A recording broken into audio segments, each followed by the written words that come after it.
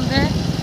तो हम लोग मोतिहारी से अभी घर जा रहे हैं। देखिए आज हम लोग सामान खरीद रहे हैं इसके रोड जगह। तो वही सामान खरीद कर अभी हम लोग रिटर्न मोतिहारी से जा रहे हैं। जाइए और इसका बनाइए। बहुत ही आज देखिए घाटा निकला है, बारिश भी हो रहा है।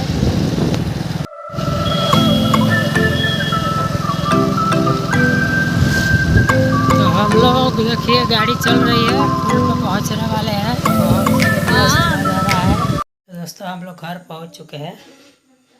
देखिए अब तो ड्रेस चेंज कर ली है और जा रही है। बारिश में हम लोग भीग गए थे तो ड्रेस चेंज कर ली है और जा रही है खाना बनाने।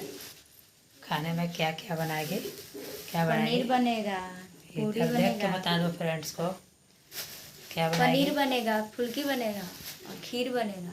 और काफ़ी लेट हो गया है तो हम लोग मोतिहारी हॉस्पिटल में थे तो वहाँ से सामान वगैरह लेके आए हैं।